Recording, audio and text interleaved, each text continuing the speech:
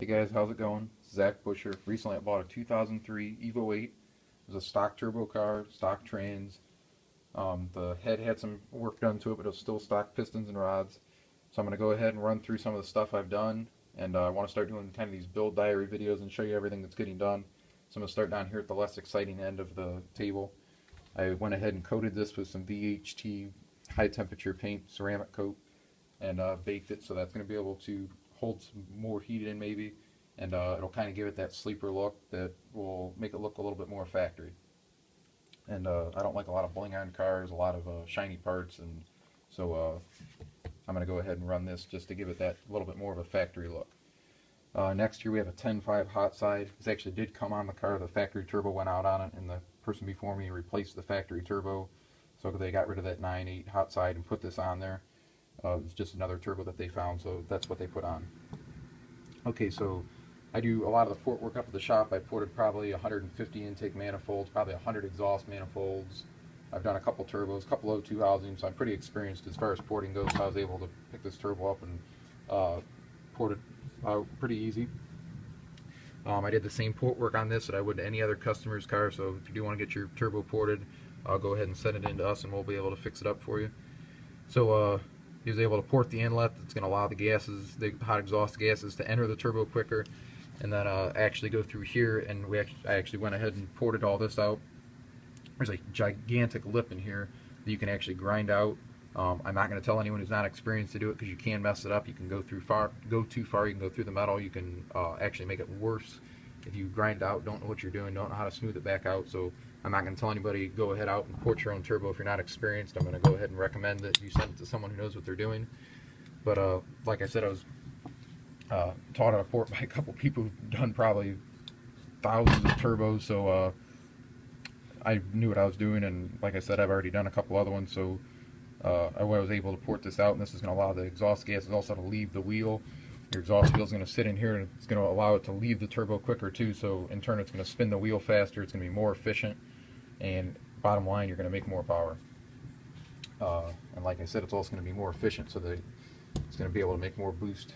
It should be able to spool quicker because the exhaust is actually going through it faster because there's not as many turbulences.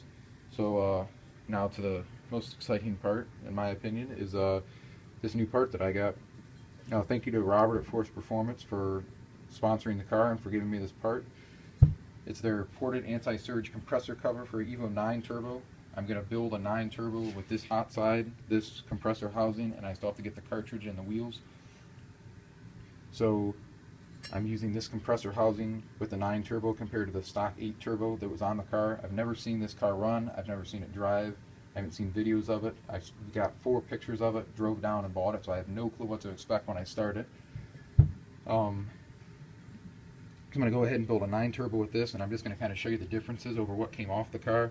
This is dirty, salted, came off my car about a month ago, and it's pretty much sat down here. I actually ported the outlet of one of these. I have another compressor housing that I was just messing around with, and I actually got that one all done, bolted it all together, and then he gave me this. I was like, oh, awesome, I built another turbo that's going to be way better than the one I just built. So one of the huge advantages to running this over what you're going to run with a stock turbo, as Robert was explaining to me, that the huge limitation on a stock turbo is the inlet into the wheels is too small. So you could have a 4 or 5 inch intake, and you think you're going to make all this power because you have this huge intake, but it's neck down so small that you can only flow as much air as you can get through this hole. So that huge air filter with the 5 inch intake, you're not going to make that much power if this hole is so small. So what they did was they actually were able to make that bigger. So I have a 3 inch intake lane upstairs that I was going to run with this turbo, and the intake's actually too small for this hole. It actually fits inside of this. So I'm going to have to run either a 3.5 or a 4 inch intake on the car to really just allow this to breathe the best it can. So just to show you the difference, this is for the 9 turbo, this is a ported anti-surge compressor housing. It's about 3.25 inches. The stock 8, it's about 2.5. So that's going to be just a massive amount more air that you're able to flow in there. Also with this ported anti-surge one, you can see all these pockets cut into the side over here and on the bottom also. And then if I flip it over this way, you can see the line that's cut along the edge. So your air is going to be able to go into these pockets, and then it'll come out of that line. It's going to allow the turbo to spool better, flow more air, and this whole compressor cover is going to be able to keep the turbo from surging. We all know that surge is terrible for turbos. You can break turbo shafts with it, so this is going to increase the durability of your turbo also, and it's going to be less likely to break. So also the one other thing that I'm really hoping is going to make a difference on this is I don't see a lot of people doing this. I've tried to find some stuff on the internet, even not related to Evos, and I can't really find a lot of people who do this. So the lower intercooler pipe, my car is a Buescher Racing lower intercooler pipe that goes in our old school deluxe front mount. It's got a gasket that runs between the turbo and the lower intercooler pipe, and the lower intercooler pipe's the same size as the gasket. The outlet of the turbo is not, so there's a turbulence there because this is smaller, it's flowing into something bigger.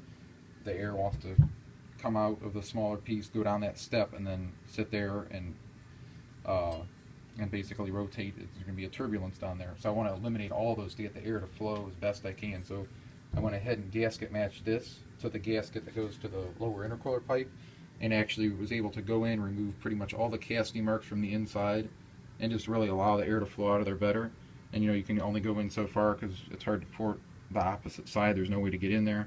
I thought about having it extrude honed, but I never got it done. So you can see about how far I was able to go in. So I'm really hoping that's going to be able to also increase the flow of the compressor housing. And also there's going to be pressure within this. It's obviously compressing the air.